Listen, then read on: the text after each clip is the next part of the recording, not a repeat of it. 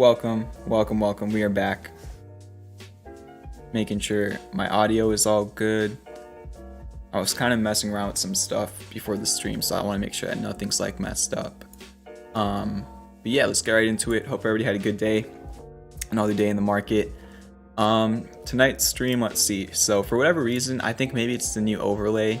I really don't know what it is, but I've always been fine to do a full 1 hour, 30-minute stream, no problems with my battery. But the last couple of nights, my battery's just been dying really quickly, and it's also, I didn't charge it fully before the stream, so the stream will depend on how long my battery lasts. I will run the stream until it cuts off, or until I literally just have to end it. But we're back.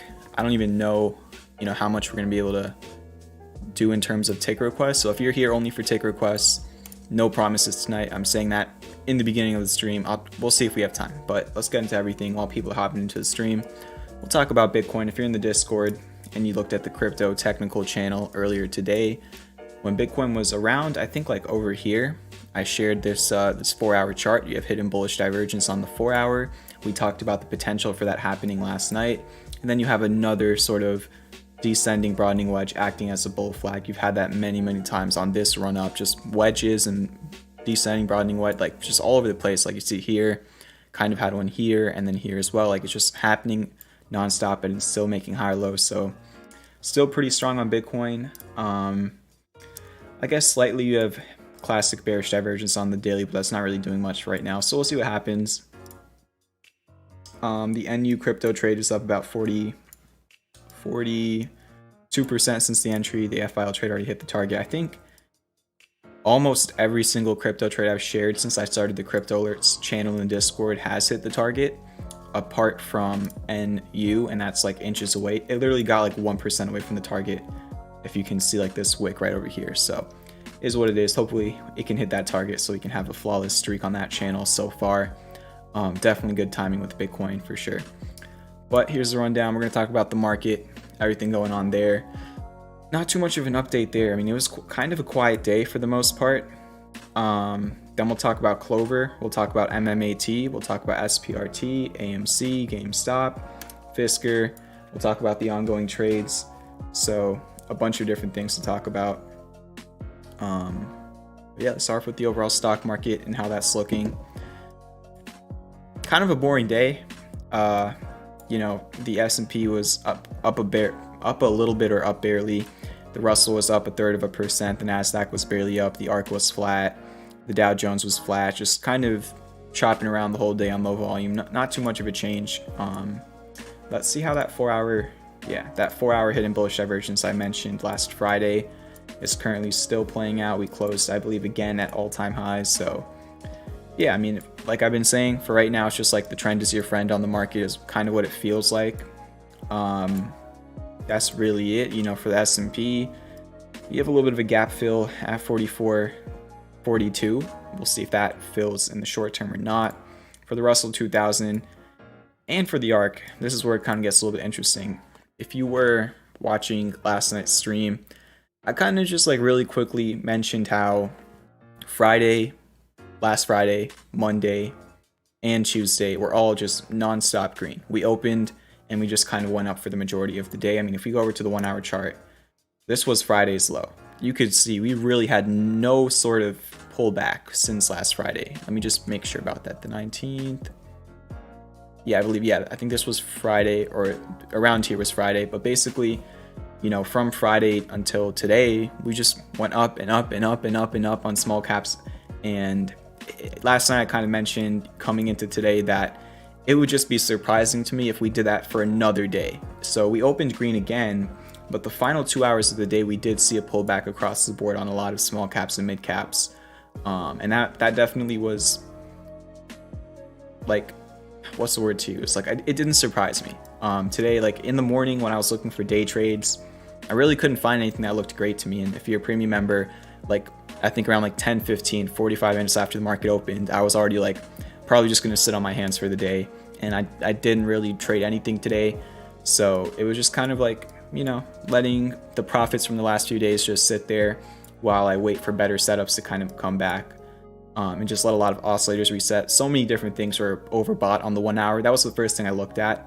in the morning. Like most of the charts I was looking at, they were already overbought on the 1 hour, and typically when something's overbought on the 1 hour, I don't really like to day trade it unless there's a lot of volume and momentum behind it. So yeah, Jack with the $5 tip. Let's get some vibes in the chat for Jack. Says, if you're still doing paid instantaneous ticker requests, Chainlink please. Sorry if your battery's low. Yeah, no, my battery's at 80% right now, but it was at 85% when I started streaming, so we're kind of running down the clock, I guess, even though it's whatever. Yeah, we'll do always, if I'm streaming and if I'm looking at charts, I'll always be able to do those $3 minimum. And thank you for the €5, by the way. Let's get some vibes in the chat. Jack says, I know there's not a lot going on at the moment, but if you could do a historical analysis, that would be great. I practiced on and want to see if I was correct. Yeah, I'm just going to finish this point about the Russell and the ARC, and then I'll look at that before we look at everything else. But yeah, I mean, today we got a little bit of a pullback on small caps and mids in the afternoon. Going into tomorrow, it's a little bit interesting. And if you're in the Discord as well, I shared that in the morning, like I don't remember exactly what time, but before you got the pullback, right when you kind of at session highs, I shared that there was classic bearish divergence on the 30-minute chart for the Russell. So I just think we were short-term overbought after going up nonstop 3 days in a row. I kind of hinted at that last night if you're watching the stream. So yeah, we got a little bit of a pullback, but it really wasn't that much. Going into tomorrow, I'm still kind of 50-50 for the, like literally just for tomorrow. Like for the midterm, I'm still bullish, but it's just the moves happen so quickly. I'm still just kind of trying to see where the value still is in the short term. And for right now, I think any pullbacks, not on every single stock, but overall for small caps and mid caps, I think a pullback here is actually healthy. That's not financial advice. I could be wrong. Maybe things stump again if Jackson Hole doesn't go well, but that's just kind of how I'm feeling with the data. But it's just a question of how much we'll get of a pullback if we even continue after the 2 hours we sold off. So it's like open-minded once again. We'll see what happens. And that's really it for the market analysis. Not too much to really update there. Just kind of a rest day. And Chatter Freeze mentioned in the chat earlier, like maybe just kind of chilling out. You know, market participants might just be kind of chilling out before we see what the Fed has to say. Was it pounds and not euros? Apologies for that. I'm not too fluent with, believe it or not, with currencies, and even though I look at charts every single day. So yeah, we're gonna look at Chainlink, the crypto, really quickly for Jack, who just tipped. And then after that, is there anything else I want to? I think we'll just talk about the rest of the stocks after that. But yeah, we're gonna start off with Chainlink for Jack. But everybody who's watching right now, you can get some education off of this. So first off, I'm on the 30-minute chart. I was just on it because I was looking at it on the Russell, but that is roughly an inverse head and shoulders on the 30-minute. And I know you want to look at the historical. We're going to look at most of the time frames. Yeah, left shoulder over here, head, right shoulder. And I'd say your neckline is just really in this choppy area that's been rejecting. So it was trying to break out. It might be back testing right now. If it really can break out on the 30-minute at least, I mean, there's not much resistance I see here until like $27 on the 30-minute chart. So that's just the 30-minute. Let's actually zoom out to higher time frames. We're gonna start off with the 4-hour. Over here, it's a little bit interesting. It's not perfect. So if we look at it like this, you can have a bullish bat because you made a higher high slightly, and it's not high enough to get a bullish shark. So it's just like an unconventional XABCD, but you had a good dip to the 50% retrace on the B point, and then you hit the 886 on the D point, and you bounced. That was also around the 1618. So close to a bat. It's just you needed to have a slightly lower high on the second high. But apart from that, you know, it's currently bouncing off that with the inverse head and shoulders we talked about. Let's go back over to the daily and let's do some more analysis. Oh wow, I didn't even notice this, but Chainlink actually hit the second. No, actually I did notice this. Never mind. So I already alerted Chainlink down at $15. It was pretty much the local bottom. That's when I put out the trade idea in the Discord around like the middle of last month. And it was pretty much 100% profit trade. It hit the first target, hit the second target. And then if you remember, I was really frustrated about this, but it got up to $30.51. My target was $30.61. So it was 10 cents off the third target, which is a little bit frustrating, but we could clear this up now because the trade mainly played out. I'll just leave the third target there. So, you know, if you want to look at this historically, let me even take this off the chart. 31. You know, my target was right under that 31 level, my third target on Chainlink. That was kind of your resistance for March of this year. It was also your support in April of this year. I could kind of zoom in so you can see a little bit better. It was your support over here, and then it flipped into your resistance again. So you can see this 31 level has been resistance and support. So now that you're under it, it could be resistance again. If you break above it, maybe it flips back into support, but currently you're under it. So that's the main resistance that's overhead I'd be watching. You also have the 200-day moving average around 28.11. In terms of supports historically, not super easy. I'd say around 24.48. You could see that was kind of where a lot of these candles bottomed out over here, and also where some of these candles topped out over here. It was your support over here. Slightly your resistance over there, your resistance over here before you broke it recently. So those are the two levels that I think is kind of sandwiched in between for right now. I don't really see much of a pattern. Again, this is where I put out the alert on Chainlink. So like these are kind of profit taking areas for a swing trader, but then again, it's crypto. So if Bitcoin goes crazy, you never know. And yeah, thank you again for the 5 jack. Hopefully that helped out. Give me a second here.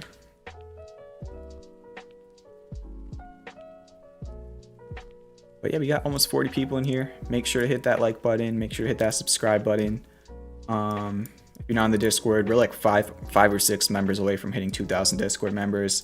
And I said we're going to do a giveaway once we hit that. You know, the giveaway is probably not going to be right when we hit 2,000, but I'm currently thinking of the best way to do a giveaway. So we're very close. That'll probably happen soon. It's not going to be anything crazy, just like a little thank you from me to all of you supporting the community. But we'll see what it is. Yeah, let me take a look at the chat, have some tea. We're going to talk about Clover in a few minutes here. Keep hitting that like button. Get us to 3,200 subs if you're not subscribed. Let me put on my fan. It's kind of hot. So let me take a look at the chat for a little bit. Everybody wants the music list. Just search up Lo-Fi, L-O-F-I music. Search it up on Spotify or whatever, and you'll find it. Trader Free says October 15th put sweeps for IWM today. Yeah, I saw a lot of interesting put flow on a lot of stocks I was watching. Just really just one of those days where I was just kind of hands off. I just didn't see the clearest signals across the board, and we really got no major moves. I mean, SPRT had a big move, which we'll talk about in a little bit. We'll also talk about MMAT, AMC, GameStop. We'll talk about all of them after we talk about Clover. Thank you for dropping the Discord link in the chat, Cheddar Freeze. Jack says, also, nice call on the Wyckoff Clover accumulation.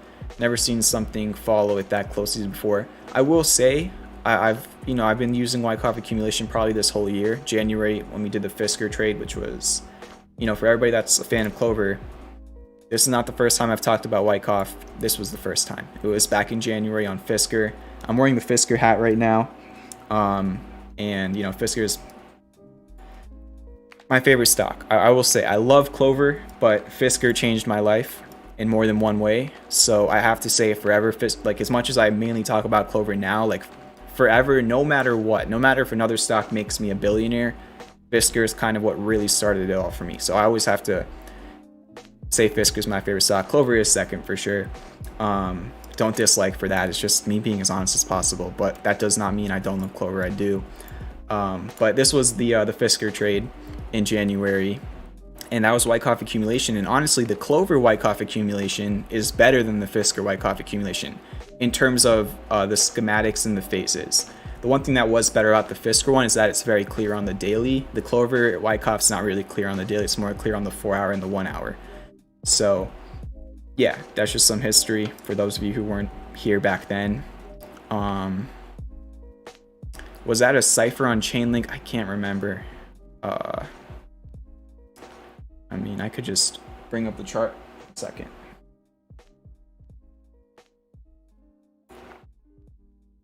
Bring up the chart really quickly, and I'll just rechart it.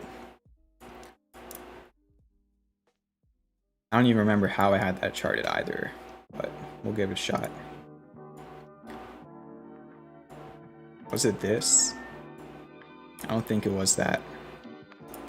I don't really remember how I had that charted, if I'm being honest. I shouldn't have deleted it as well. Actually, it might have been a shark. Let me see. I think it was a shark, actually. Yeah, it was a shark. It's a bullish shark. 88% retrace on the D point. Higher high. Yep. So very close to a cipher. Basically, just on the D point, you go 10% lower on your Fibonacci retrace, I think, if I'm saying that correctly. What else is in the chat? Keeping that like, well, let's get a 30 something likes right now. I don't know. But see, we're gonna talk about Clover like in 1 minute. But seriously, the Wyckoff has just been insane. It's in the thumbnail and the title of the stream. I cracked myself up with the thumbnail, the Back to the Future one. I don't know if anybody else likes that thumbnail. What else we got? Michael says, you're the best champ. Thanks for helping me learn. You got it, Michael. That's what it's all about. Cheddar Free says, Jackson Hole starts tomorrow and Powell on Friday. Everybody, keep an eye out for that. And just, if you weren't here in the beginning of the stream, me doing ticker request tonight is not a promise. I'm saying that ahead of time. It just depends on how much battery I have left after I finish everything else I want to talk about. It's just a combination of, one, I've been spending a lot more time talking about Clover and all the other featured tickers of the night. And then two, for whatever reason, since I made this new stream overlay, it's just been killing my battery. And then also three, for tonight specifically, I forgot to fully charge my MacBook. So it's a few different things that we're kind of working against on the stream.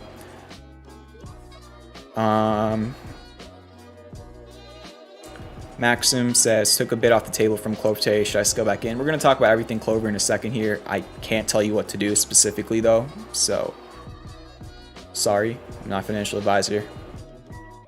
Paul says, are you going to the LA Auto Show? I don't think so.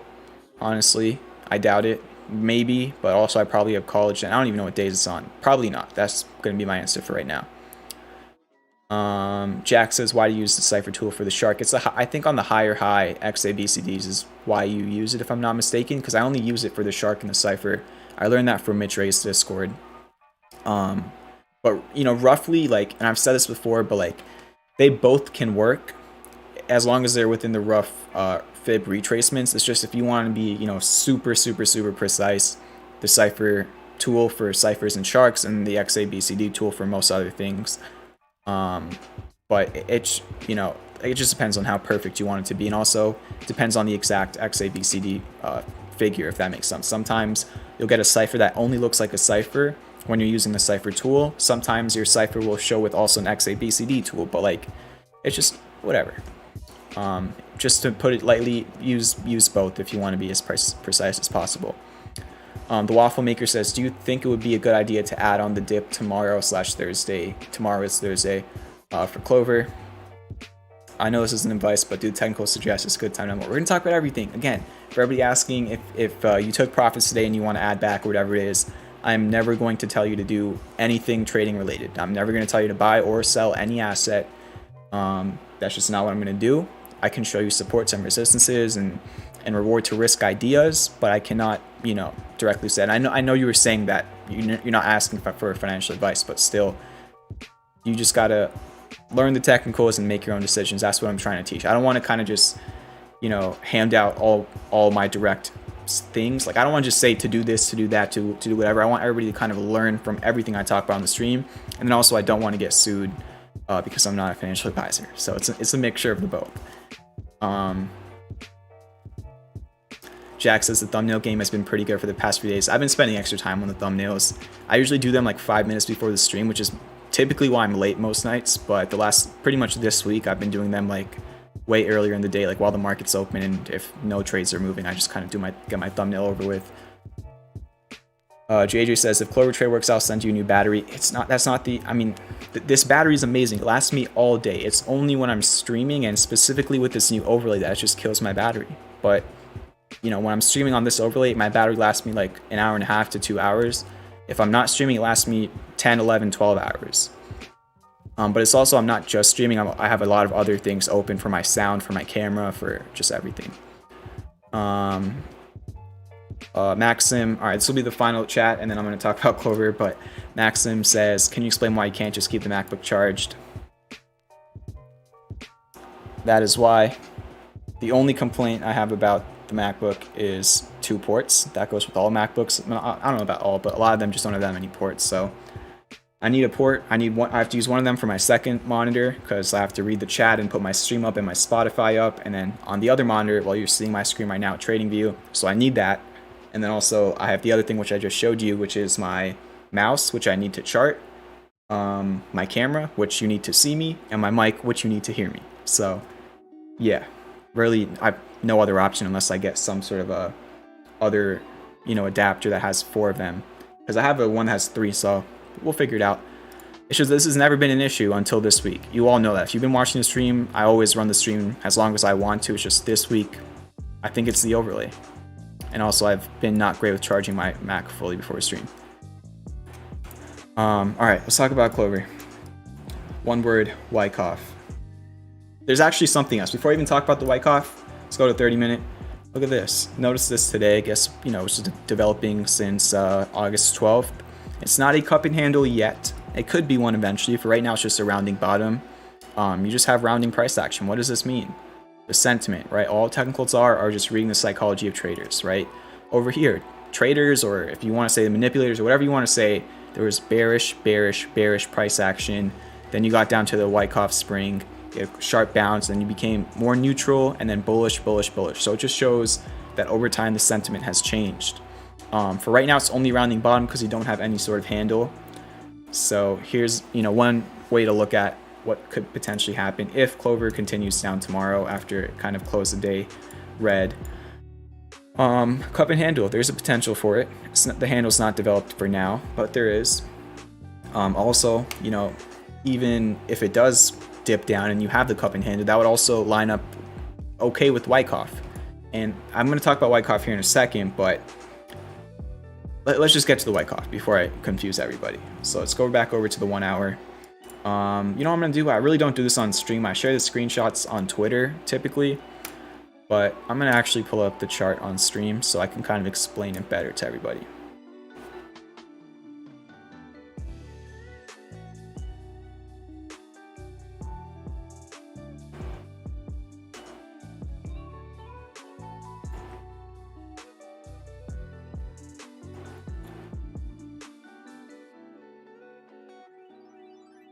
All right, I'm just doing this really quickly for time purposes, but that's roughly what I'm looking at on the Wyckoff schematic.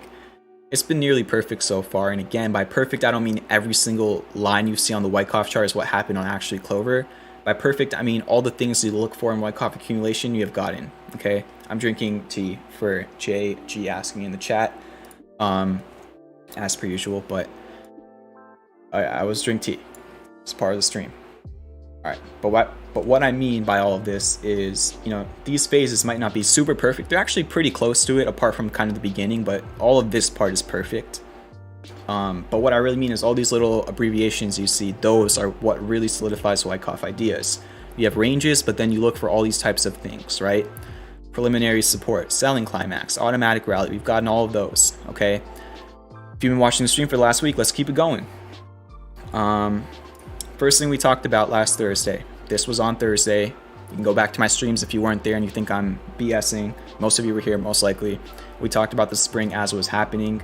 We got the spring on Friday we dipped down, and then we kind of were springing on Monday of this week.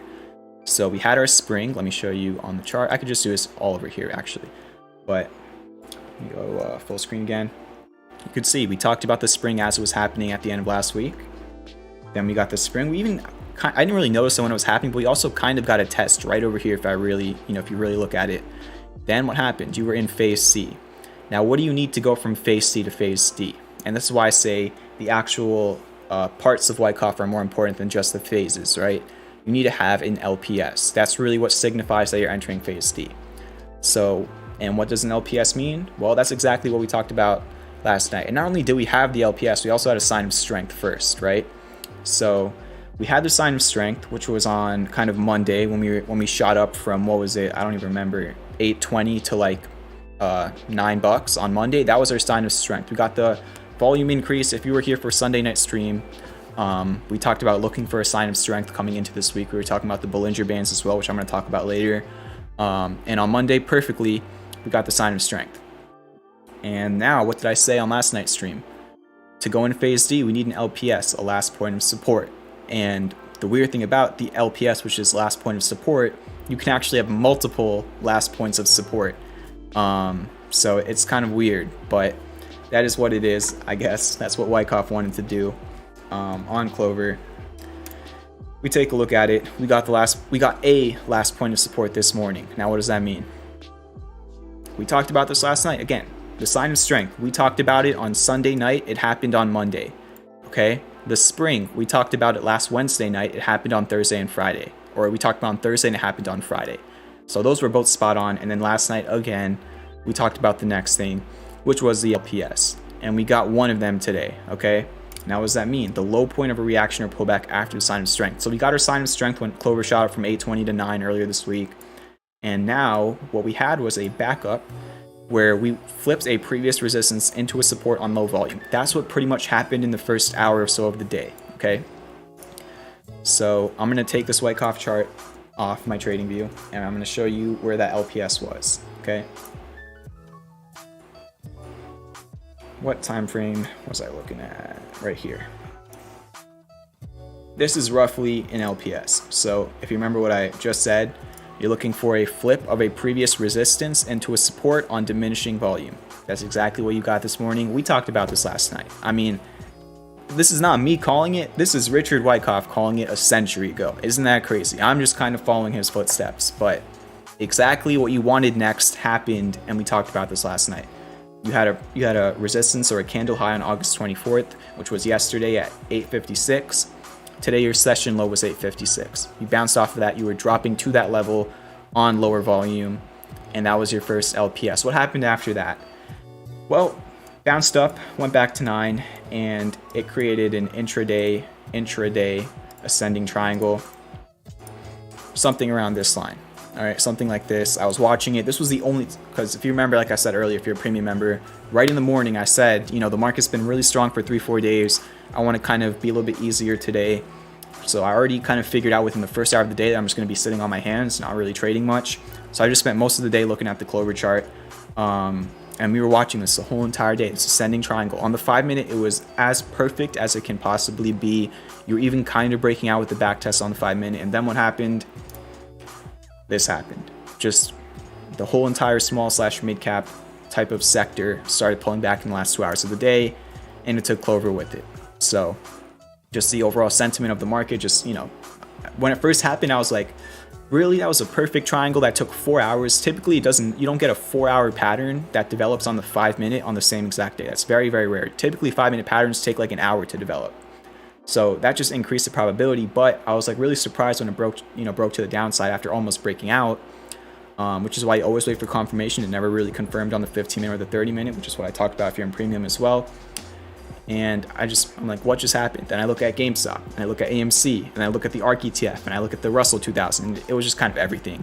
So that's what happened there. So you got your LPS, and now what could happen next? Let's talk about the future, okay? That's why we got the Back to the Future thumbnail. So after the first LPS, what can happen is there can be more. So the dip that we have right now could very easily and potentially turn into another LPS, okay, where we kind of start decreasing on volume, we dip again, we find another support, whether it's lower or higher, and we get another last point of support, which is not technically last point. It's weird. So that's the main thing I'd be kind of looking at Clover tomorrow for if there's a red day. Another LPS, but also, like we talked about earlier in the stream, the handle part of a cup and handle. We have the cup, we don't have the handle. So a red day tomorrow could actually help out not only the Wyckoff, but also the cup and handle idea. So it's not the end of the world if, again, tomorrow's a red day. If tomorrow's a green day, we already got one LPS. So we can just kind of go up to the top of the range and then just kind of show another sign of strength, maybe shoot up to 920 and then kind of test that as resistance, and then we'll see what happens. But the main point is really, unless tomorrow is like a 15% red day for Clover, the Wyckoff will still be in play. And that's the cool thing about finally getting into phase D. Once you enter phase D of Wyckoff accumulation, it's kind of a lot more free because you have most of the variables you already want. And all you really need to do to stay in phase D is never go back down to the bottom of the range.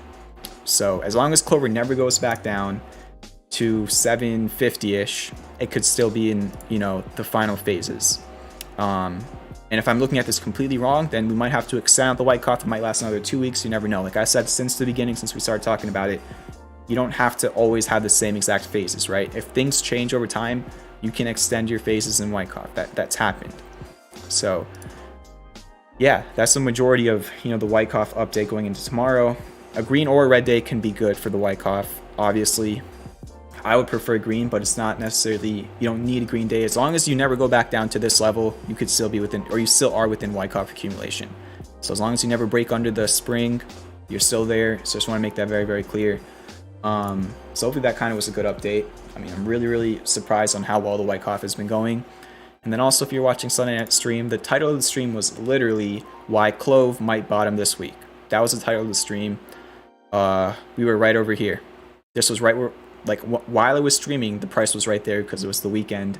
The market was closed, and the title was why CLOV might bottom. And one of the main points I brought up was a premium member gave me this idea on the workshop we did last Saturday, was the Bollinger Bands, right? We already talked about this, just a quick reminder if you weren't there. You're at your lower Bollinger Band on the daily. Last 3 times you did that, you found a local bottom right over here, right over here, and right over here. And so far, just an update on that, it's worked out well.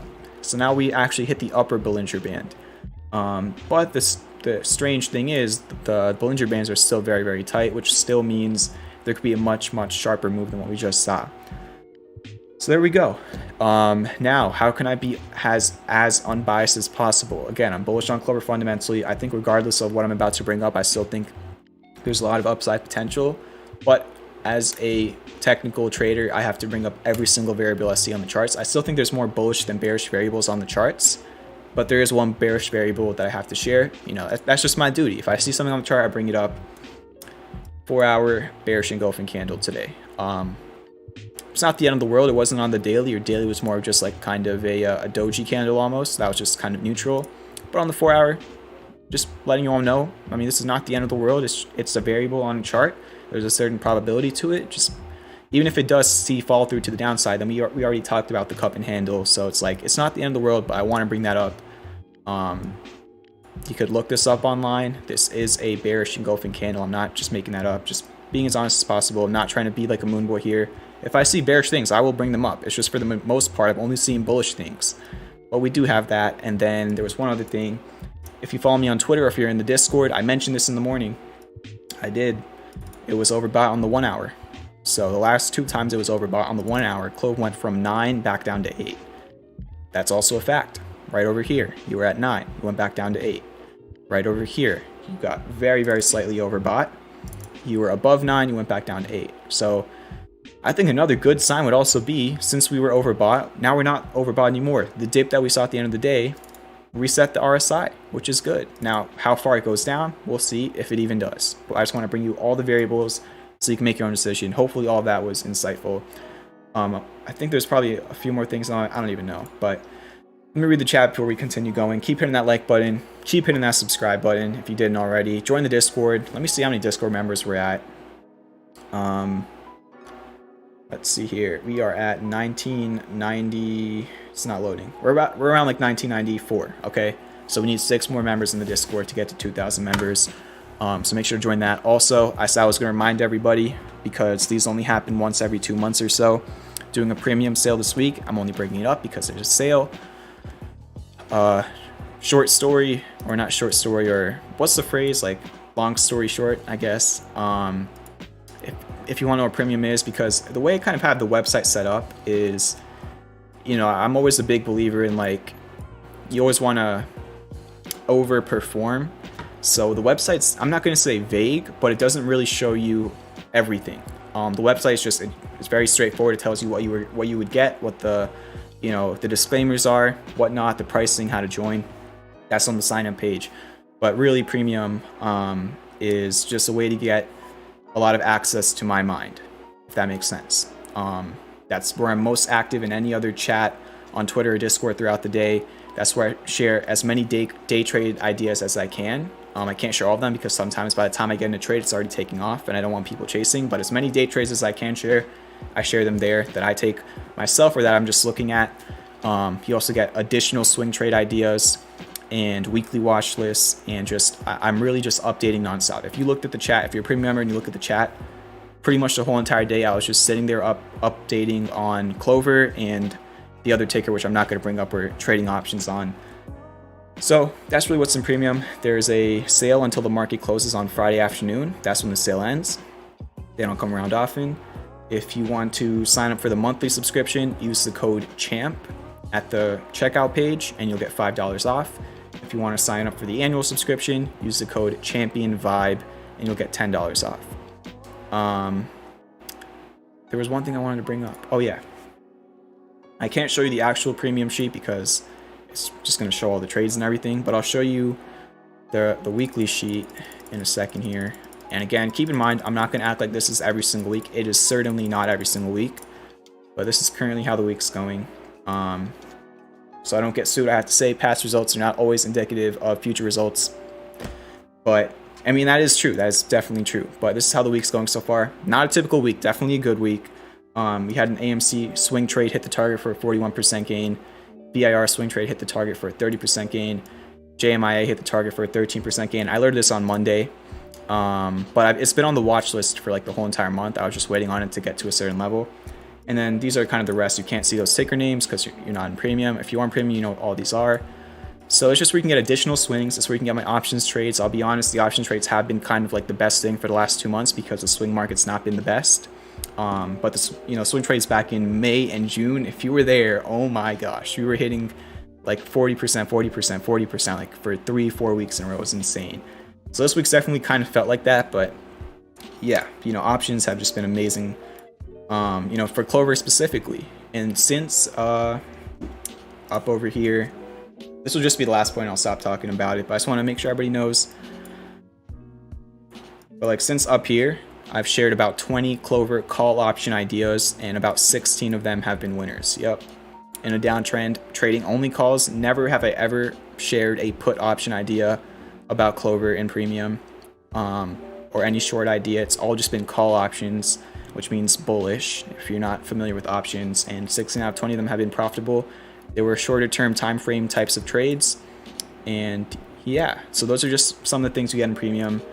It's the first link in the description if you want to join. If one of my mods can drop in the chat, I really appreciate it. But it's the first link in the description.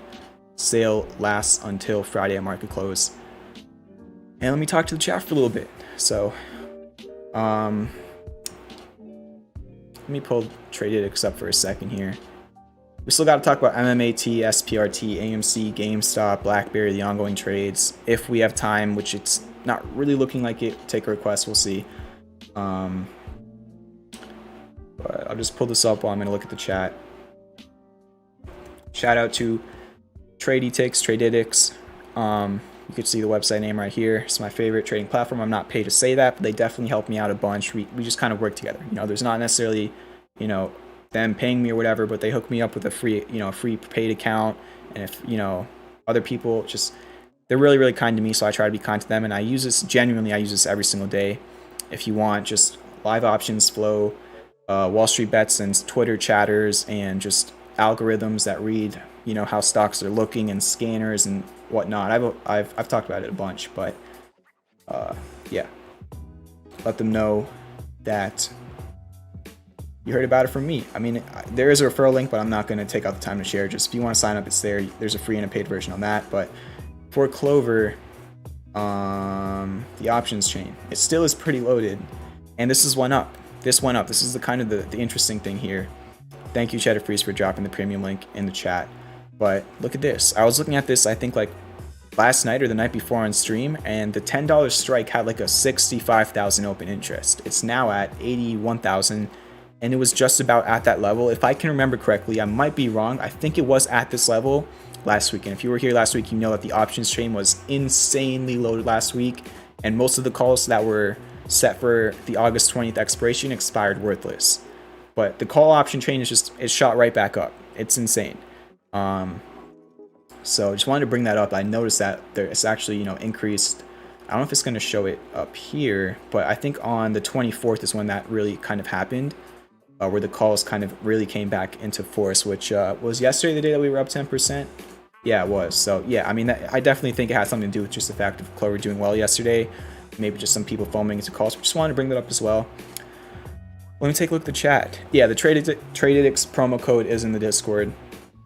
If you need the promo code to get a discount, you want to sign up for this platform, just ask around the Discord and one of us will help you find that promo code. I should probably put in a more easier place to access, honestly. Yeah, let me see what's up with the chat. Thank you for the 50 likes. Thank you for the tip earlier, Jack. Really appreciate it. Thank you for all the tips. Last night was insane, but just in general, the whole entire month. Thank you for all the tips this month. We're still just higher highs every single day on premium members. Thank you, everybody there, everybody watching the streams. I'll say thank you to every single one of you every single night because you all support me so much. So thank you to everybody. All right, so let me scroll up in the chat, see where I left off. All right. Chiro, I'm sorry if I mispronounced that. Chiro says, I'll be at the LA Auto Show. I will post my pics and videos of the Fisker. Appreciate it. Send them in the Discord when you're there. Have a good one, Jack. Oh, Jack went to sleep. All right. Maverick Lorenzo's in the chat. How you doing? Says, yeah, I know. I need to get more stuff to plug in my Mac while I'm streaming and stuff. Hope you're doing well, Maverick.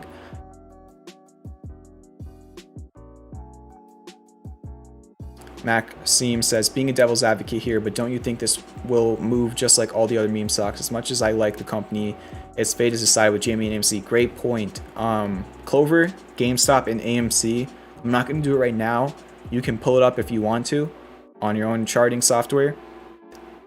They were literally like the same exact stock today. I know they all had different percentages to close out the day, but if you look at, you know, when they moved up, when they moved down, they all just did the same exact thing. That's really interesting to me because in the past, and more specifically in June when Clover went to all-time highs, AMC and GameStop were also on a tear. Most mid caps and small caps were running, especially meme stocks back then.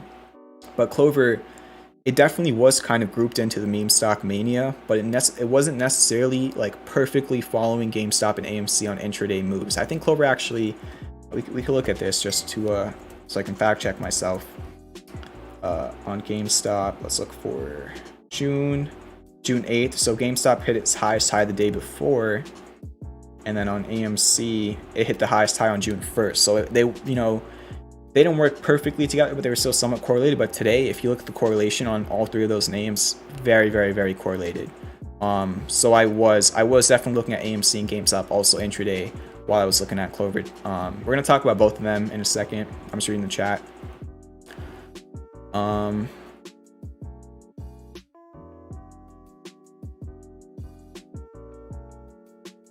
What are the possible LPS prices for CLOV? You don't necessarily use the LPS for like exact prices.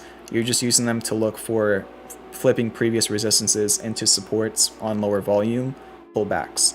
So that could be at whatever previous resistance, you know.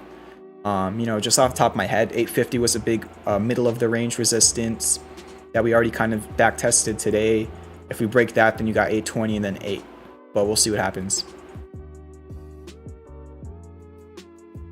Cheddar Free says ARC. She has ARC in a Wyckoff accumulation range. Charters up in the technical trades channel in the Discord. Go check it out if you're not on the Discord, or if you are on the Discord, go check it out.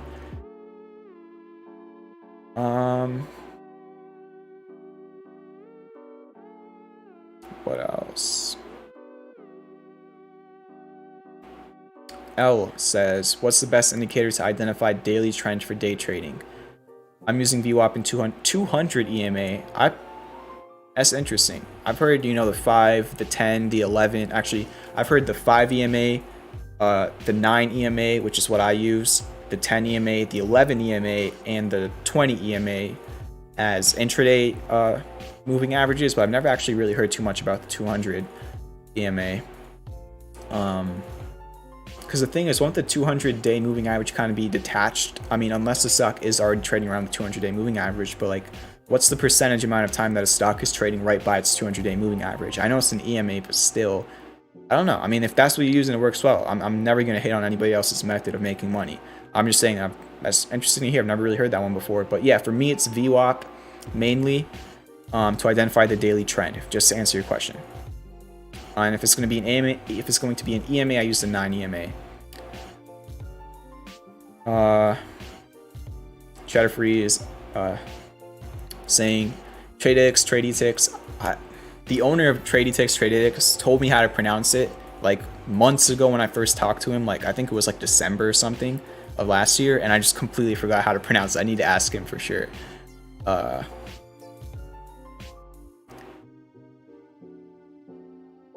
And Cheddar Free says EMAs are mainly for day traders. Yeah, I've just never really seen too many people use the 200 on day trades, though. I'm not saying it can't work. I'm just saying, surprised. We did look at the Wyckoff breakdown. We're still just kind of not in the same place as yesterday, but we're in the same place that we were today and going into tomorrow. We're still just looking for, if we go up, that's great. We can get the breakout of the Wyckoff range. If we don't go up, we're just looking for more LPS or last point of supports. Tradey ticks. That sounds perfect. Is that it? Tradey ticks. Tradey ticks. So I always say traditics or. Oh no, I have been saying. I said tradey tick. I don't know, but I think that's it. So what else? Yeah, and Medi will be doing the timestamps after the stream. I'll ping the Discord and tweet out when the timestamps are up. But yeah, we still got a lot more to talk about, so let's move on. We're going to talk about MMAT now. This one has been getting a lot of social media sentiment, as the cool kids call it these days. I think like a month ago or something, this was a failed trade idea I had. It was right over here. Like I think I put out the idea like literally on this day. I think it might have been July 20th, maybe a little bit before that or after it, but I remember what happened was like right away, like I think on the same exact day, it just went crazy high. Like the trade was up like 15 or something %. I can't remember perfectly. And then it just kind of popped and then it just went down and down and down and down. But a lot of people have been asking me about MMAT on Twitter and just on Discord messages this week. Here's my view on it right now. You know, on the week alone, it's already up 29%. If we look at the actual short-term structure, it's bullish. This is known roughly, let me delete this for a second. This is roughly known as a right-angled descending broadening wedge, where you have a kind of down-sloping demand line with a neckline or just horizontal resistance point. So you have that going. You also have, it's not perfect, but kind of somewhat the psychology of three white soldiers. The candles are not necessarily like super parallel, I guess, but like, you know, you're pretty much having large bodied candles. This one a little bit higher wicked, but you know, every single candle is pretty much opening and closing higher than the previous one. So you kind of have that going if you just look at the short-term structure. But here's the big thing that I'm looking at on MMAT. And we talked about this like a month ago when I put out the original idea. This range between like 342 and $4. You zoom out on the daily, it's a huge make or break area. Huge, the biggest. Does it go even further back? Let's see. Not really. All right, so this range starts in 2016. It was resistance from 2016 until you broke it this year. So for the last 5 years, this was your resistance between 340 or 350 and 4. That was your resistance. You topped out here in November 2015. You topped out in August 2016, March 2017, May 2019, July 2019, and then you eventually broke it. You went insanely high, like you literally went to the moon. Then you came all the way back down. You went a little bit lower over here, but at certain points you did use it as support. Then you came back down here again. You tried to hold it as support, but it eventually failed, and now it's bouncing back up. There is actually hidden bullish divergence on the daily currently playing out for MMAT. And on the 4-hour, you actually have classic bullish divergence playing out. So there are certainly a bunch of bullish variables if you look at the short-term movement. The 1-hour probably is overbought. I will say that though. Let's take a look. It was slightly overbought this morning, but it pulled back a little bit, it looks like, intraday, or just kind of started going flat, honestly. But that's really what I'm looking at. Even if we just look at the 1-hour chart, this 375 level is kind of like your mini short-term resistance from these highs over here. So that's really what I'm looking at on MMAT for everybody asking. You know, there's bullish variables for sure. It's just this range. If it can get above it, historically, I mean, it could go crazy. It's just a question of if it can get above it. So that's what I'll be watching for the rest of the week. Above 4, I mean, you know, it might be really overbought on oscillators by the time it does that, but it's just interesting. Maybe if the oscillators reset or something. That's really how I'm looking at it. Cut the fan a bit. I didn't even know that was picking up on the mic. No problem. That was another thing. I need to fix my mic settings. I was messing with them before. I need to put on noise suppression, which I usually have on, but I don't right now. So I really hope you don't hear, like, because I also can hear the music that you all hear, and I'm just playing it on a speaker. I'm not wearing headphones. Typically you can't hear it because I have another feature called a noise gate on, which means it'll only the mic will only activate when I talk, not when it hears music.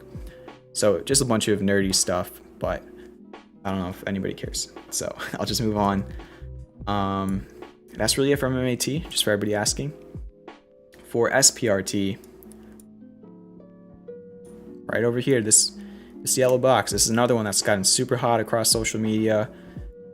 This is when I first started talking about it. There was cup and handle with 4-hour hidden bullish divergence. It was just breaking out around $7. You can go back to the stream when I first started talking about it. I even posted a watch list, I think like the next day on Twitter, which this was included in that watch list.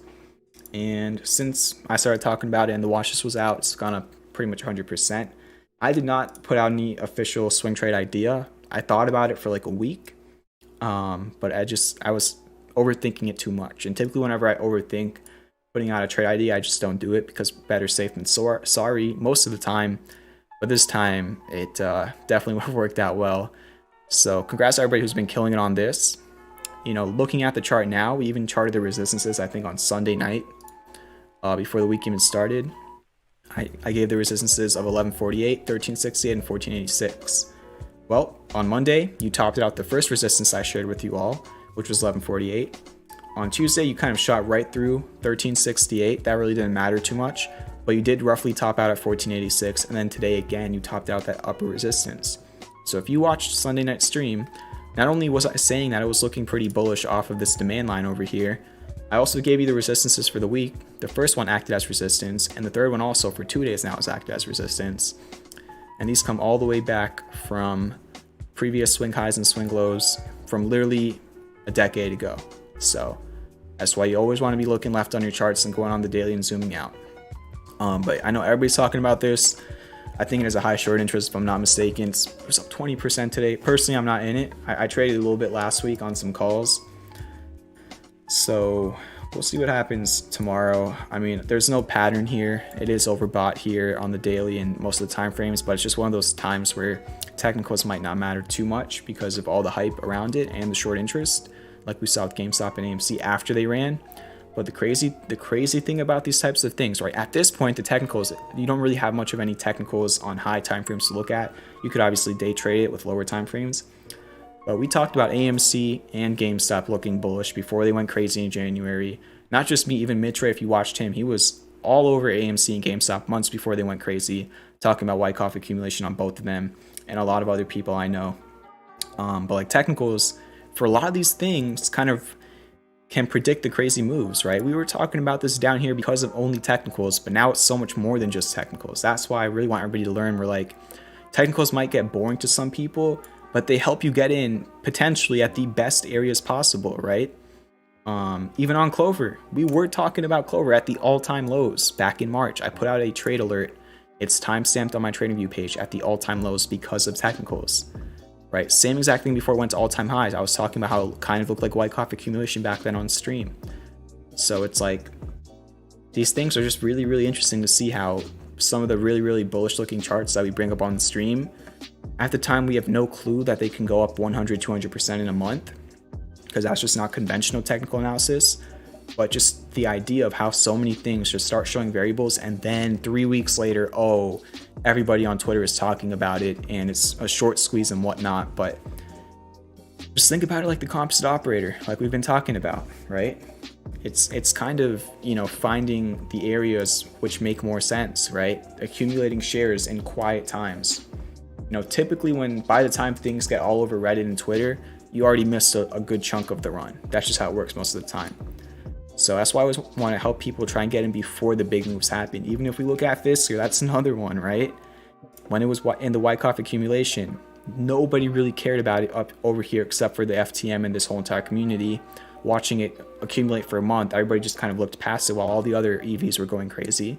And then everybody cared about it over here, and I'm sure there was a lot of people bag holding after that, right?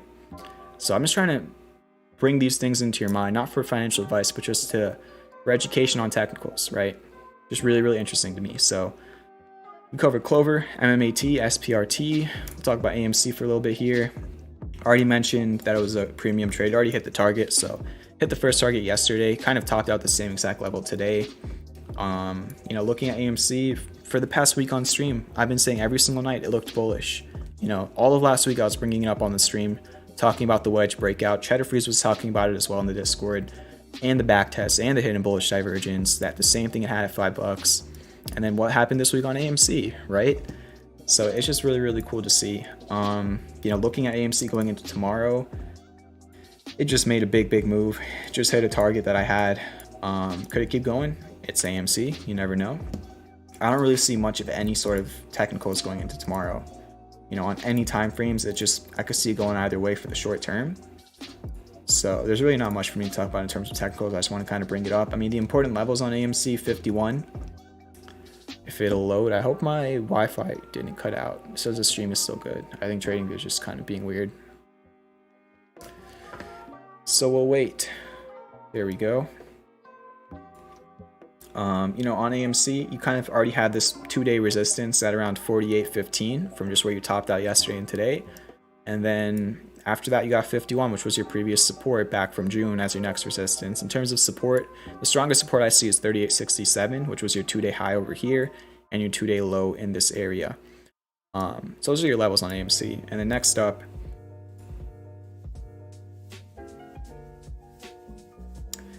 it's taking a long time to load, but I'm making that face because of what GameStop did. It's just put out a trade alert for everybody for free on Monday. The entry was 165, and the day after it went up like 27%, and the target was 229.66. Both yesterday and today, it got up to about 226. So, you know, I put out the trade idea on Monday. The trade is up 21%. That's something to be happy about. But 2 days in a row, it tops out like $3 under the target. It's been frustrating me a little bit.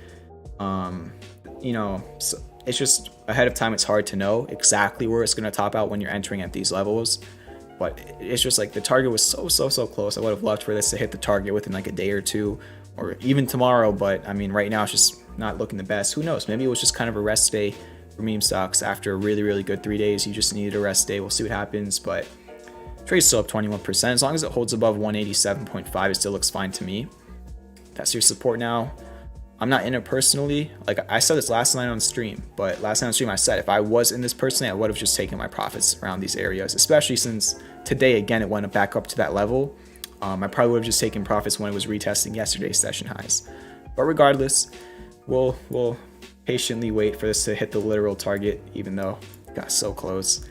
And then the earnings. Does anybody know? I was looking all over the place. The NASDAQ website I think said in September. TradingView was saying tomorrow. A couple other people in the Discord were saying different things. Try your best to find out when the earnings are. I don't know why they make it so confusing. I should probably look at Earnings Whisper. That's typically pretty good, but just make sure you're aware of when earnings are, because a lot of different places are saying a lot of different things. So I want to keep that in mind as well.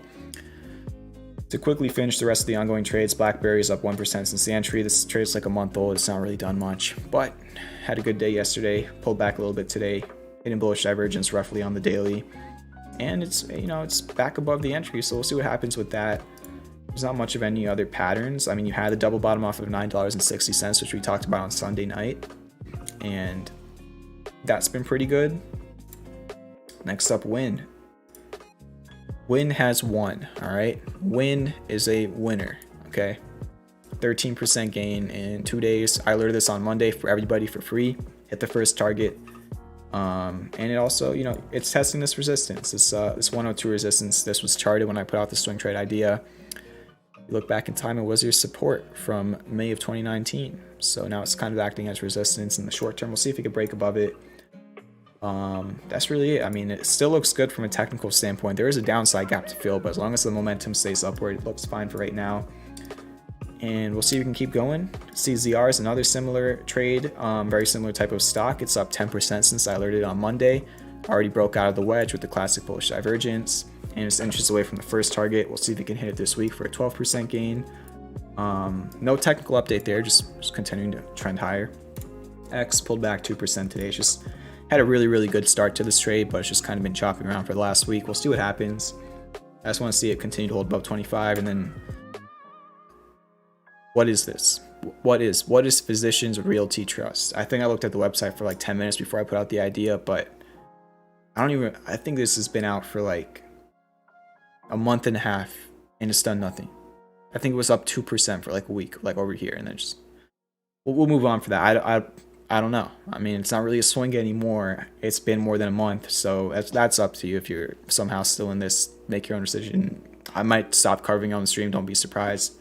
It's just okay. Let's move on. And then finally, Fisker. We're in the hat right now. Flat day today, but it might be very quietly breaking out of this little wedge. Again, you have to ignore the price target pump and then the offering dump if you want to look at it as a wedge. But if you do look at a wedge, you have one touch here, more touches here, more touches here, so it's not too bad. And maybe just quietly breaking out with classic bullish divergence on the daily. The only thing is that the context is not the best. It's happening right under 1455. I would love for this to be doing it above 1455, which was that major support from January. So we'll see what happens. I really think Fisker, if these variables can get it above 1455, it could retest the 200-day moving average at 16. If they can't, then it could drop down to 12, and then you could have still classic bullish divergence there with also bullish Carly. We'll see what happens. So I was able to speed through a lot of the ongoing tickers. We still got 25% left on the battery, so just a matter of how long it takes to die, I guess. Yeah, let me read the chat for a second. We still got 47 people in here. Thank you for all the support. Keep hitting that like button. Keep hitting that subscribe button. If you're not on the Discord, let's see. I'd love to hit it live on stream, but I don't think it updates in real time. Well, actually, it kind of does, but we need 4 more people to join the Discord to hit 2,000 members. The link is in the description. Yeah, let me read the chat for a little bit here. We'll probably do some sort of take requests. I'm not going to have enough time to look at everybody's, but we'll figure out when we get to it. Let me just read the chat first. Don't drop any takers just yet. Not too many chats, it looks like. Oh yeah, I saw Tar Heel's stream earlier tonight. He's looks like he's having a good time.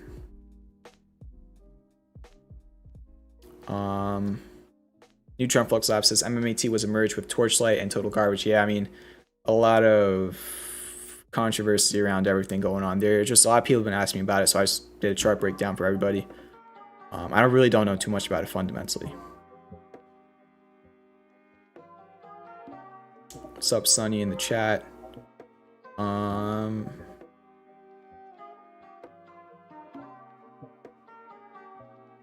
Talking about Atlas in the chat.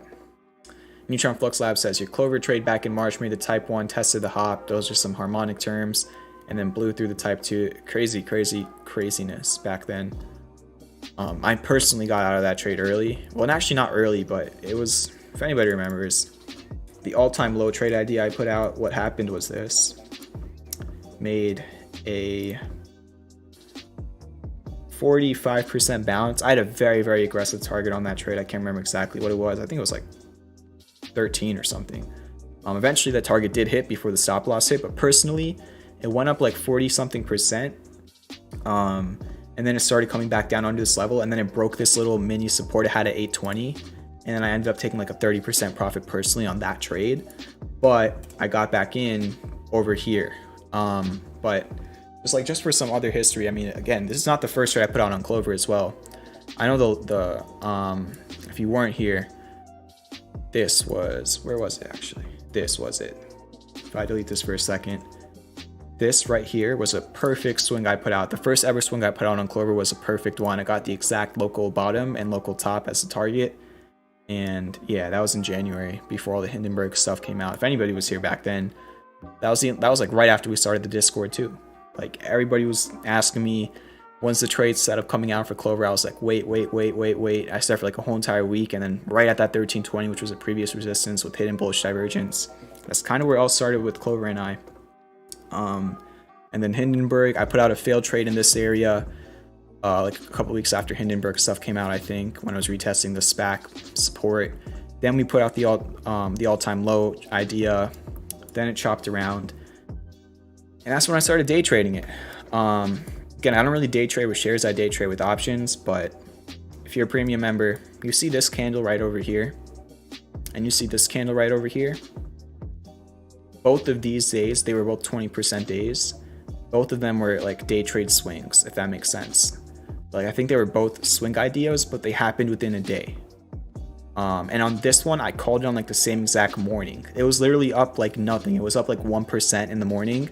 It was April 16th. If you were a premium member, it was a Friday. I remember it so well. It was either this one or this one. I can't remember which one it was, but it was in the morning, just right off the rip. I was looking at my scanner. A bunch of things popped up. I was looking at Clover. It was super, super cool. I think there was some sort of news around... What was the news then? There was some sort of news that came out like 3 or 4 hours later, but the price started going up well before the news. It was really crazy. But both of these were also trades that I gave to premium members in the past. And then over here is when I was kind of looking at it as Wyckoff. I did not touch... This is pretty much the range where I didn't touch Clover at all. Then over here, there was a... Where was it? Why did it come all the way back there? Can I find it? Let's see if I can find it. This was it. This is when I got back in Clover before the all-time high run. Personally, there was like an ascending triangle over here, and I got in around over here, and this is how I played it. So before the all-time high run, I got in like in this area, and I took my initial profits right here at the close on June 7th. And I shared options with the premium members, and I think at the close they were probably up 150% or something back then. But I personally took profits, and then the next morning was the craziest gap. If I would have just held it, I would have been up like 500 or 600%. I know somebody else in premium did hold it overnight, and it went crazy. And then you pretty much know the majority of that story. I don't know why I kind of just went off on like a separate, history lesson there, but it's late at night, I guess.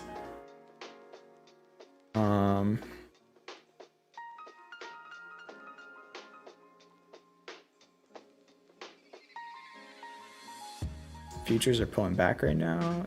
Yeah, slightly.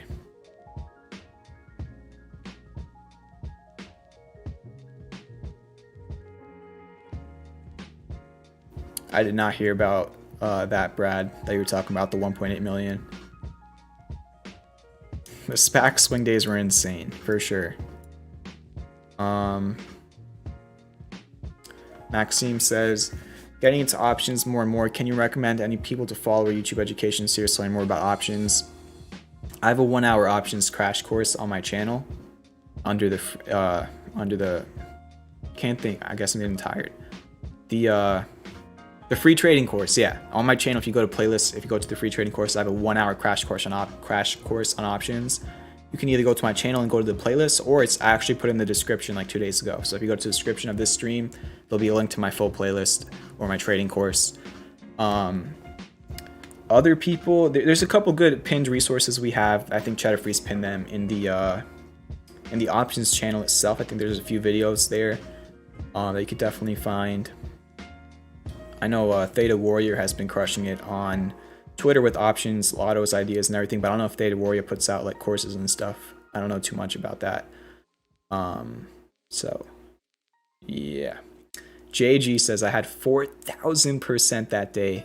I assume, well, not assume, but you had to be playing options. Congrats then. Memory lane, yeah. 1010 says it's fun to go down memory lane. Let's make some new memories if memories is a thing. If new memories is a thing. Yeah, I don't know how that works, but hopefully something crazy happens. And yeah, alright, so here's what we're working with. I got 18%, which means we probably got about 10 minutes left for me to stream.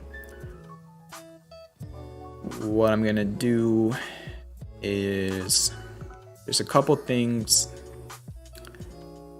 that I already saw in the chat that I kind of want to look at. Give me a second here. So,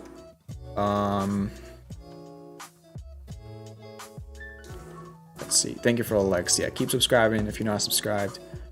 Where was it? Can't find it now. This is why I always want to wait, like, so I already can type in tickers at the same time. Yeah, I'm gonna look at SOFI, but somebody else typed something. They just had a quick question about like a some sort of a candle or something.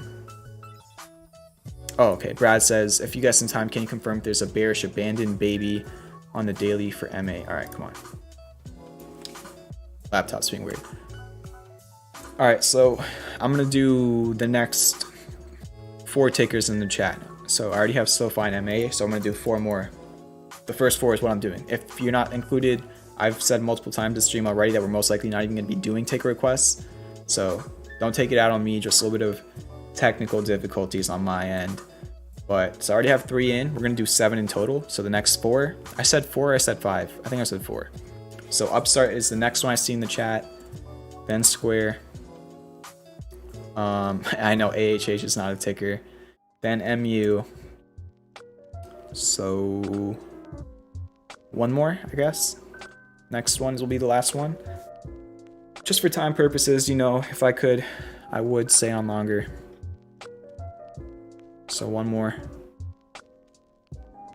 Actually, wait, I thought these were coming like super quick. I already got CCJ on my watch list. Next one is the final one. Waiting.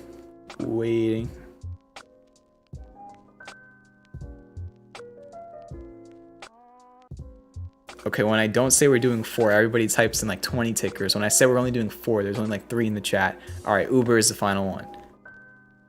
And just because JG's been awesome in the chat, I'll look at GNUS. That'll be the actual final one. We already looked at MMAT, Florida Nick. It'll be in the timestamps of the video as always. So those are all the tickers for the night, no more. I always feel bad. All right, seriously, last one is Baba from 1010. Okay, I was just about to put dashes in the chat and 1010 squeeze it in there. So we'll look at Baba too if my battery stays alive. So I'm not gonna be looking at the chat for the next 10 minutes. I'm just gonna chart these 8 tickers or 10 tickers or whatever. First off, is there a bearish abandoned baby on the daily? You're looking at this. I think abandoned babies, typically you want a doji on the gap up candle, and also you want there to be some sort of a gap. The gap did get filled like immediately, which I don't know if that's, it's really close. The psychology of it is pretty much there. But I get what you're saying. Apart from that, just real quick, I really don't know how you even look at that, but I guess, all right, well, my playlist ended. You're at a make or break area. You're testing 200-day moving average, and this 355 level, which was your previous resistance, it became your support in May. Now you're testing it again, so you really want to hold that. All right, now we got SOFI. Let's see. It was a little bit up today. We looked at it last night. Not much of a change. It's trying to break back above that important level back from April and May, just 1470-ish. It's close 2 days above that level roughly now. We have classic bullish divergence on the daily. This could be in play for a trade to the gap fill. As long as it just holds like the local lows, you would not get 3 rewards to risk if you traded it like that. I'm saying like this, like you would not get a 3 reward to risk if you traded the gap fill with a stop under the recent lows. You get a 1.5 reward to risk. That's not my type of trade, but it's definitely possible for it to work out. That's really it. I mean, there's not much else to update on this. You still have the divergence. You're just trying to break back over the level if you can hold it. You still have the gap fill at 1671. You know. Let's see the battery level. We're at 13. How did I just lose like, didn't I just say like 25% like 5 minutes ago? There's something about this stream overlay. Maybe it is the tip jar or the background. I mean, the background is a lot more active than most of the overlays I have. And also I messed with all of my settings, like my mic settings, all of my settings I messed with when I was doing the new overlay to kind of configure everything together. I don't know, I probably messed something up. Oh yeah, I started the stream with like 80% too tonight, so I should have been at like 30 right now. Whatever, CCJ, so you don't run out of time. 1662 is your major level. Historically, I think, I mean, there's nothing else there looking back, so I don't even know where I have this charted from. I'm just gonna redo this. I guess I was just looking at these lows over here and then kind of these highs. but I think 1681's a little bit clearer. You have a gap fill and the 200-day moving average at 1613, so that's another support. Next resistance I see is around 1842 from this top, from this low, and then from this top. You have classic bullish divergence on the daily as well. Maybe even a little bit of a bullish harmonic here. Sorry, wrong button. Let's see. Is this a crab? Pretty close to a bullish crab, yeah. So that's, I mean, it's already been playing out, but yeah, those are your levels. Then we got upstart. Let's see. Kind of a rest day for upstart. I had a nice day yesterday. Not really easy to do much here. I'm pretty neutral on it. I mean, it's kind of showing some bearish divergence on the 4-hour RSI. You made a higher high in price with the lower high on the RSI, but also hidden bullish divergence is possible on the 4-hour MACD. 192, that's your support. As long as it's above it, I guess it's still fine. But it's just if it breaks it, then it could be back down to 165. So if it keeps running, then you know you could just go from this high to that low. Your 1618 extension would be like 237. Keep hitting that like button and that subscribe button if you didn't already. Square is up next. Hidden bullish divergence trying to play out. Ascending broadening wedge as well. So you're just in an ascending broadening wedge. You have a small gap to fill on the downside at around like 263. For the upside, your next resistance is around 278. Micron is up next. Kind of in a falling wedge. MACD is trying to flip over to green. It's getting close. It's getting close. Not the biggest fan of today's candle. Maybe it continues tomorrow. Maybe just pull back with the rest of the you know, mid caps really. But I think this isn't Micron a large cap. I don't know, but that's really it. I mean, I wish there was more to say, but nice day, nice move in the morning especially. And I'd say your next resistance is around 79.50 at the 200-day moving average. Uber is up next. I've been watching Uber. All right, you have confirmed classic bullish divergence on the daily. You have a bullish Garley, a textbook falling wedge with 5 touches, and today it's trying to break back above a little bit of a historical level, this high from February of last year. So if Uber can eventually break out this falling wedge, there could be room back up to 47 to 50 bucks. Uber kind of moves a little bit slowly, but we'll see what happens. I mean, it's a bullish chart if you look at Gartleys and wedges and divergence and all of that. I mean, definitely been on my watch list, and we'll see what happens in terms of support. Just this demand line of the wedge. JG, did you request the ticker JG, or did I just type that in because I'm tired? You typed in GNUS and I typed in your name into my watch list. All right, so let's look at GNUS and we're gonna look at BABA as the final ticker of the night. It's trying to scrape on or hold on barely to this demand line, which it is kind of doing. Maybe a little bit of an alternate bat harmonic. Really, you could just call it a regular bat. So you have a bullish bat harmonic. Pretty much went down to the PCC area, bounced there with classic bullish divergence on the daily. So far, so good. Next resistance is around 167 from your previous high over here. Major resistance zone is pretty much the upper $1 area, approaching 2. And that's really about it. But daily does look pretty nice as long as they can hold this demand line. And then final ticker of the night, BABA. The thing about BABA, I know everybody's been talking about the China recovery and everything with stocks. I've been, you know, looking at BABA. I know it was oversold and everything. What makes it really hard for me to kind of trade BABA and put out a swing idea on it is just this. I mean, all the gaps are just so confusing to me. I'm perfectly fine trading other things until it finds a footing. I mean, it gapped down for what, like 7 days in a row right here. Then it gapped up yesterday morning. Then today was kind of flat. But like, for me right now, I don't really know if technicals matter too much on BABA, apart from like, in terms of like candle technicals, I mean, it's really hard. Just really, maybe just look at the oscillators. You were oversold. You bounced when you got oversold. Actually, there is one candle that's important, which was currently your local bottom, this bullish hammer candle off of 152, which was a support from August of 2019. So I'm just going to give you the levels. 166.7 is your closest support. Then you got 152 as your next one. In terms of resistance, technically every single one of these gap fills can act as resistance on lower time frames. But then the bigger one is 196. You can see why, because of these yellow boxes. Okay. And we did it. 6% left. So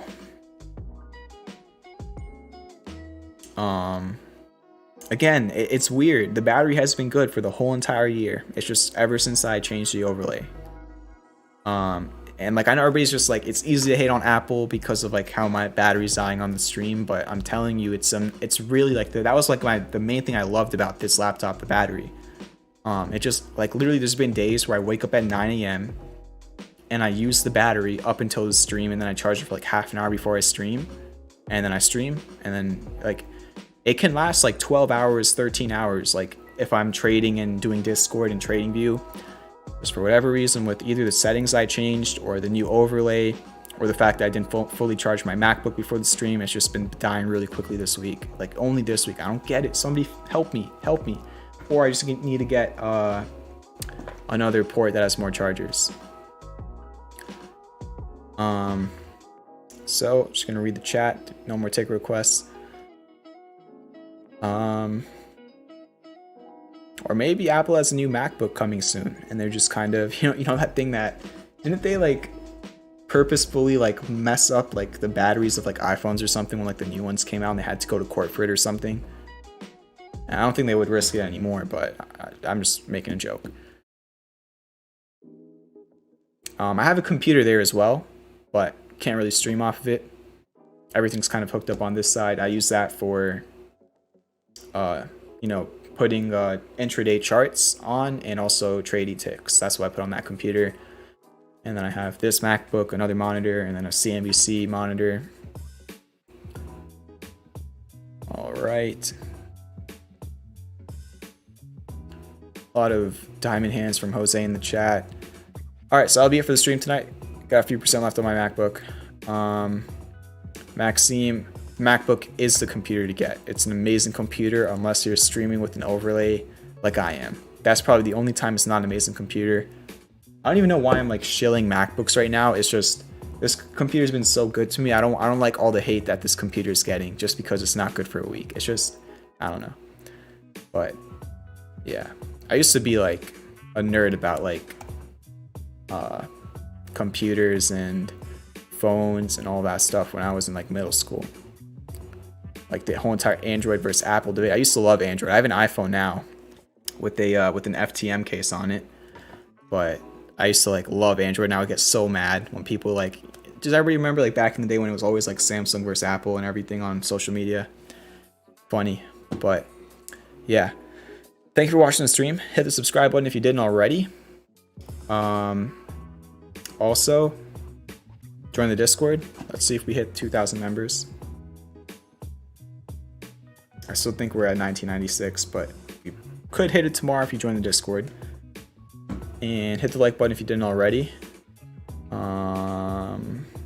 Premium sale ends on Friday at the market close. If you want the monthly plan, use code CHAMP for $5 off. If you want the annual plan, use code CHAMPIONVIBE for $10 off. It's the first link in the description. If you want to know more about it, just send me a DM on Twitter or on the Discord. And have a great night. Good luck trading tomorrow. I'll see you all on the Discord. And tomorrow night at 9 p.m. EST. Have a great night and peace out.